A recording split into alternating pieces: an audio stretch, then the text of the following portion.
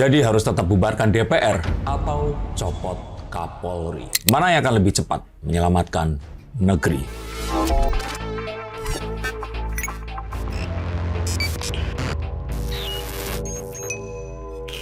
Halo Sensikers, kembali berjumpa bersama saya Denny Darko. Tidak ada yang namanya misteri, yang ada adalah tanda-tanda yang kita semua coba untuk mengerti. Doa mendalam dan duka terkirim untuk Afan Kurniawan dan juga keluarganya yang menjadi korban demonstrasi buruh dan mahasiswa pada tanggal 28 Agustus 2025 kemarin. Dan dalam kondisi yang semakin tak terkendali di banyak kota, kebakaran di Bandung, dan juga demonstrasi serupa di kota-kota besar seperti Solo, Surabaya, dan juga Semarang dan kota-kota yang lainnya. Demonstrasi yang dipicu oleh ketidakpuasan masyarakat akibat anggapan bahwa anggota DPR malah mendapatkan tunjangan dan gaji hingga ratusan juta rupiah yang dianggap fantastik dalam kondisi masyarakat yang sedang tercekik. Sehingga Presiden Prabowo dianggap harus mengambil dua langkah yang harus dilakukan, yaitu membubarkan DPR atau mencopot Kapolri. Aksi masyarakat di tanggal 28 Agustus kemarin ternyata berujung kericuhan di malam harinya dan menelan korban. Nggak cuma almarhum Afan,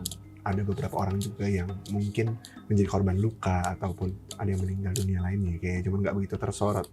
Kenapa Afan yang begitu tersorot? Ya karena dia tertabrak mobil Brimob. Tapi banyak juga masyarakat dengan keresahannya bahwasanya di tanggal 29 ini terjadi aksi lagi untuk insiden, maksudnya untuk pihak kepolisian mempertanggungjawabkan insiden tertabraknya almarhum Afan. Namun justru konsentrasi dari demo tersebut jadi berfokus kepada kepolisian Republik Indonesia, bukan kepada DPR itu kembali. Lantas, apakah benar ini pengalihan isu?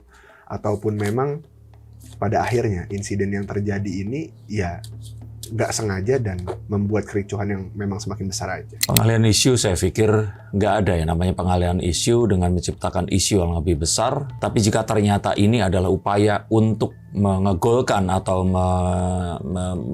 mewujudkan sebuah isu, itu sangat mungkin terjadi. Tapi dengan sangat menyesal saya ingin katakan bahwa sebenarnya ini adalah hal yang niscaya. Karena jika tidak ada korban jiwa, tidak ada martir, maka sejatinya hal seperti ini akan lewat begitu saja. Maka saat seseorang ini meninggal dunia, dan bukan dari pihak pemerintah atau polisi ya, kalau polisi meninggal dunia kan nggak akan ada yang heboh. Tapi saat ini adalah pendemo, apakah dia mahasiswa, apakah dia ternyata ojol atau siapapun, saat mereka akhirnya meninggal dunia, dan dengan cara yang seperti kemarin ini, maka ini adalah sesuatu yang akhirnya quotes on quotes itu dibutuhkan untuk memicu sebuah tuntutan yang lebih berimpact dan berefek yang akhirnya sekarang ini terjadi. Jadi sepertinya ini adalah satu hal yang kita nggak bisa hindari lagi. Karena kalau nggak ada ini, tentu saja demonya akan selesai kemarin. Dan jika ini terjadi dan itu sangat disayangkan, ya demonya terus akan bergulir hingga akhirnya Presiden Prabowo harus mengambil sebuah langkah yang besar yang akan harus diambil, yang dianggap akan sepadan. Walaupun itu nggak akan pernah bisa sepadan menggantikan nyawa seseorang dengan satu hal yang akhirnya dijadikan perlambang dari perjuangan masyarakat selama ini. Dan kita tahu sebenarnya masyarakat ini sudah memendam amarah yang besar. Tapi apakah amarah untuk Pak Prabowo? Tidak. Apakah amarah ini untuk negeri? Tidak. Mereka ini marah kepada kondisi yang saat ini memang tidak baik ini tadi. Tapi karena mereka masyarakat, mereka tidak bisa mengucapkan dan merumuskan kemarahannya sehingga mereka akhirnya melihat ada sesuatu yang bisa digunakan untuk melampiaskan amarahnya, mereka akhirnya ikut ada di situ. Dan bukan berarti mengecilkan tuntutan dari masyarakat, tapi kita tahu bahwa anggota DPR sekarang memang kurang bijaksana untuk mencermati dinamika yang ada. Jika masyarakat ini bisa untuk melafalkan keinginannya, maka sejatinya mereka ini nggak ada gunanya. Jangan pun akan mengetahui jawabannya. Mereka itu mengungkapkan keinginannya aja mereka ini nggak bisa. Maka disinilah sebenarnya letak bergunanya anggota DPR ini tadi, dan lebih berguna lagi adalah jika mereka di sini memiliki kebijaksanaan untuk merunut kata, untuk menyampaikan narasi dengan lebih baik dibandingkan narasi-narasi yang kemarin memang akhirnya itu dianggap mencederai dan juga malah menantang apa yang terjadi pada masyarakat. Ini sebenarnya mirip dengan demo di Pati. Tetapi ya ternyata anggota DPR di sini nggak cukup piawai untuk membuat masyarakat ini lebih tenang dan diredam, dan akhirnya terjadi kerusuhan yang sekarang ini terjadi. Benar kok, cuman kalau sudah berujung adanya korban, apalagi kalau kita bilang ojek online yang terkenal di Indonesia ini dengan solidaritasnya yang cukup luar biasa dan masanya yang cukup masif. Bahkan update terbaru sekarang ini di Kuitang terjadi karena ada beberapa polisi yang ada di dalam sebuah gedung menembakkan gas air mata. Dari situ akhirnya gedungnya jadi korban penjarahan dan dibakar. Ini kan akan semakin besar lukanya. Lantas Pak Presiden Prabowo harus mengambil langkah segera itu, ya kembali lagi, apakah memang DPR yang harus diurus atau Kapolri yang harus diurus? Saya kira sebenarnya dua tadi pun, itu kalau akhirnya dilakukan, masyarakat akan mereda. Tapi dua hal itu juga bukan sesuatu yang bijaksana. Membubarkan DPR, saya masih tetap setuju bahwa itu ide yang tolol. Walaupun kita akan tahu bahwa masyarakat ini, ya karena mereka ini rata-ratanya itu memang nggak bisa mengerti tentang hal ini. Ditambah lagi dengan kondisi sosial media yang memang akhirnya menggiring kita untuk algoritmanya ini melakukan cancel culture. Maka kita nggak bisa menyalahkan masyarakat jika mereka ini berpikir dan bertanya pertanyaan yang tolol. Karena untuk itulah masyarakat ini bertanya dan mewakilkan pertanyaan dan juga pemikiran mereka ke anggota DPR yang dianggap terhormat, mulia, dan juga nggak lebih tolol dibandingkan mereka ini tadi. Sejatinya kita harus kembali bahwa nggak apa-apa menjadi tolol. Tapi kalau kita ternyata hidup dalam kemiskinan dengan kondisi yang seperti sekarang ini, apakah anggota DPR ini juga akan nggak jadi ikut berpikir hal yang tolol seperti itu? Jadi saya kira ini satu hal yang harusnya coba untuk didengarkan dan juga difasilitasi. Dan jika memang Pak Prabowo harus melakukan ini, baik itu tindakan yang akhirnya nyata adanya atau ini juga harus ditunjukkan dengan sebuah seremonial atau ditunjukkan dengan sebuah citra, ya ini harus dilakukan. Maka anggota DPR mungkin memang harus melakukan satu hal yang besar bersama-sama untuk menunjukkan prihatinannya itu tadi. Dan untuk Kapolri, menyampaikan prihatin dan minta maaf itu saja tidak cukup. Dan memang betul seandainya beliau memiliki kebesaran hati untuk mengundurkan diri, ini tentu saja akan menyelamatkan hal ini dengan lebih cepat. Tetapi sekali lagi, kepolisian ini juga satu hal yang sangat terkait dengan banyak hal. Dan saat Kapolrinya ini akan digantikan, maka ini akan menimbulkan satu miskoordinasi yang tentu saja akan cukup besar dalam tubuh lembaga yang sejatinya ini akan menjaga keamanan, ketertiban, dan juga hal-hal yang akan menjaga hubungan antar manusia di lingkungan dan paparan sosial di kehidupan kita. Nah, tapi kalau Pak Presiden Prabowo ini juga tidak menangani hal ini secepat mungkin, apalagi beliau ini tadi pun sudah angkat bicara ya terkait insiden yang terjadi tersebut. Tapi kayaknya masyarakat ini juga kurang puas dengan respon Pak Prabowo yang nggak langsung seperti biasanya turun tangan untuk kasus ini dan juga langsung turun ke lapangan kayak ya mungkin pelaku-pelakunya ini gimana diadilinya. Karena Pak Prabowo ini takut dengan satu hal yang terus diungkapkan berulang kali, yaitu oknum dari media. Oknum media ini memang saat ini memiliki kekuatan propaganda yang sangat luar biasa. Dan mereka ini, banyak diantaranya oknum media ini tadi, yang akan menjual loyalitas mereka ke highest bidder. Apakah mereka sadar? Mereka tidak sadar. Tetapi sejatinya ini semua bisa coba untuk dikendalikan. Karena saya tetap mengira bahwa persebaran informasi yang tidak tepat dan terus kemudian diulang-ulang akan menimbulkan kebencian dan kemarahan yang tidak akan sebenarnya sesuai dengan hal yang ada. Karena jika kemarahan ini terus akan dibumbui dengan media yang terus menggali permasalahan dari masa lalu ditumpahkan ke sekarang ini dan terus kemudian tidak berani untuk mengutarakan sesuatu dengan konteks menuju ke persatuan bangsa, maka sejatinya jangankan Kapolri yang akan minta dicopot, ini bisa akan bergulir kepada upaya untuk menggulingkan Pak Prabowo atau bahkan menghancurkan NKRI itu sendiri. Dan ini harus diwaspadai. Maka bukan artinya di sini kita tidak menyebarkan sebuah berita yang benar. Saya pikir dengan banyak sekali masyarakat yang memegang ponsel, memvideokan dan juga menyebarkan sebuah informasi yang mereka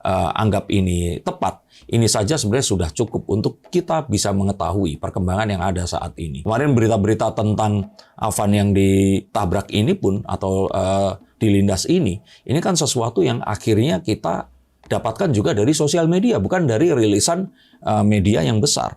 Tetapi kita tahu bahwa setelah itu semua berita yang akan mengangkat berita tentang tragedi ini tadi akan mendapatkan atensi yang sangat besar. Ini kan hanya akan membuat luka ini terus bertambah, cancel, dan akan terjadi kekacauan yang sangat luar biasa besar. Saya pikir ini semua harus pada porsinya. Kita tahu ini sesuatu yang sangat menyedihkan dan tragedi yang sangat besar. Tapi apa yang akan cukup untuk kita dapat melalui ini semua? Apakah harus sampai di satu titik yang akan mengorbankan kebangsaan kita? Tapi kan untuk kalau masalah kita berbicara realitanya, pencopotan Kapolri ini juga nggak bisa sekonyong-konyong dan secepat itu gitu. Langkah tercepat yang Pak Prabowo bisa lakukan saat ini, apalagi memang kalau kita bilang media ini sedang panen-panennya biasanya?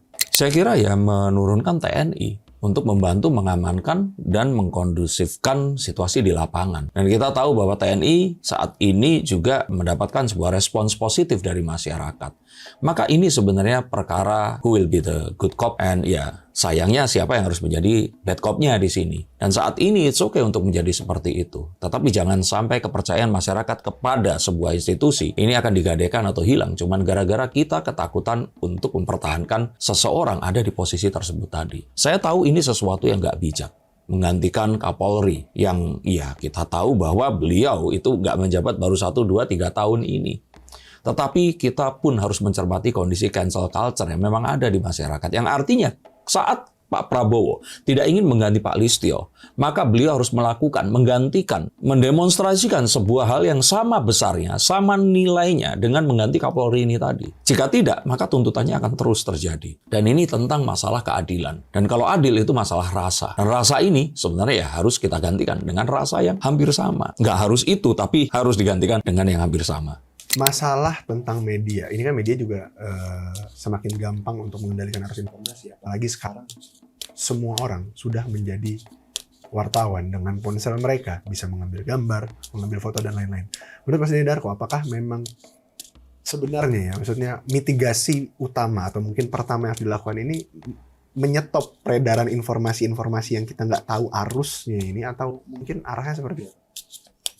Ini mungkin not popular opinion, tapi saat terus kemudian kemarin itu Afwan Kurniawan meninggal dunia, seluruh selebriti ini banyak datang untuk melayat. Bahkan kalau saya nggak salah lihat ada Aisar Khalid yang dia adalah warga negara Malaysia. Semoga saya salah di sini. Ada Willy Salim. Dan banyak yang lainnya. Yang mana mereka pun di sini itu memenuhi tugas mereka sebagai seorang selebriti, influencer yang pasti akan ditanya oleh masyarakat mereka ada di pihak yang mana. Maka bisa saja mereka sebenarnya mungkin memiliki rasa duka, tapi ya sebenarnya ada ketakutan kalau datang ke sana nanti ternyata malah akan ada ribut atau apa. Tapi ini adalah sebuah hal yang harus mereka lakukan. Nah, kita tahu bahwa orang-orang ini tuh memiliki sebuah influence yang sangat kuat. Saya pikir ada baiknya Pak Prabowo selain mengerahkan TNI, menemui mereka ini tadi. Menanyakan karena sejatinya mereka bisa saja adalah anggota DPR yang sesungguhnya. Mereka mewakili konstituen mereka yang jumlahnya jutaan, puluhan juta orang ini tadi. Dan kita harus mendengarkan apa yang mereka ini sampaikan. Karena paling tidak mereka dipilih secara aklamatif. Benar-benar terpilih. Dipilih secara real, orang sadar mencet follow, dan mereka memilih perwakilannya adalah orang ini tadi. Walaupun mereka ini nggak memiliki latar belakang pendidikan politik apapun, tapi apa bedanya sama Verrel Bramasta. Jadi kalau saya pikir di sini, sejatinya orang-orang ini adalah DPR yang lainnya yang harus diajak ngobrol. Orang seperti Denny Sumargo, orang-orang seperti Willy Salim tentu saja ya, dan yang lain-lain ini tadi. Kumpulkan mereka dan ajak ngobrol. Minta mereka untuk menyampaikan sesuatu yang pasti itu tadi. Kita harus mencoba untuk mengklaster ini.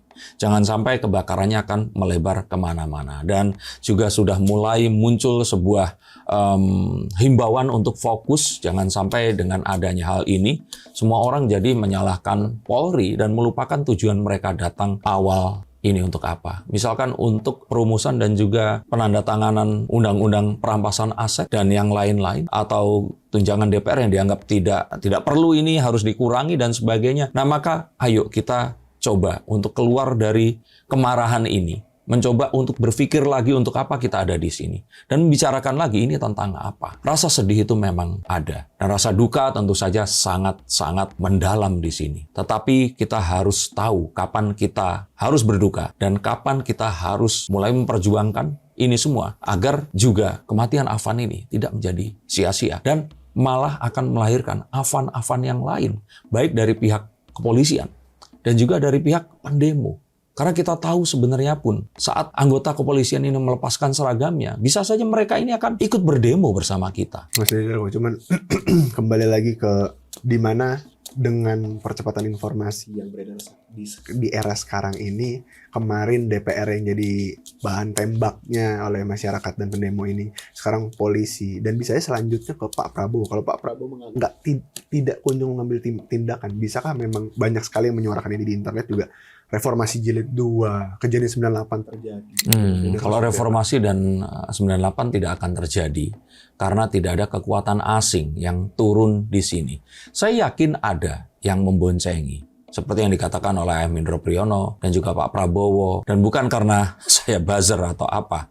Yang mana silahkan buktikan kalau ada aliran dana dari pemerintah kepada saya. Saya hanya ingin mengatakan bahwa itu tidak akan terjadi karena tidak ada upaya untuk menghancurkan Indonesia yang dari luar. Ini murni kemarahan anak negeri terhadap kondisi yang seperti sekarang ini. Dan ini semua juga tidak hanya ditimbulkan oleh orang-orang yang ada di sini, baik pemerintah atau DPR saja, tapi kondisi di global yang memang sedang tidak baik-baik saja.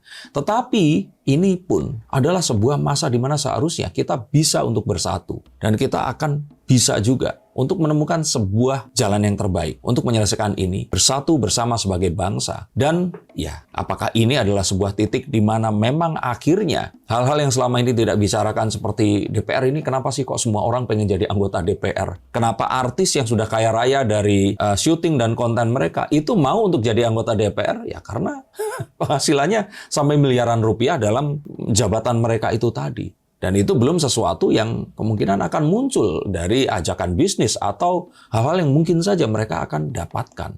Maka di sini sebenarnya adalah hal-hal di mana kita harus transparan. Tetapi saat itu semua menjadi transparan, maka kita pun ini harus objektif untuk menilainya. Maka sejatinya membubarkan DPR, mengganti Pak Listio, dan juga mengawasi media, ini tidaklah cukup. Tapi kita semua yang harus tetap sadar bahwa demo apapun silahkan, protes apapun monggo, pertanyaan stop apapun tanyakan, tapi jangan sampai sedikit pun mempertanyakan keutuhan NKRI dan mencoba untuk menghancurkan negeri ini. Terima kasih, sampai jumpa dan salam.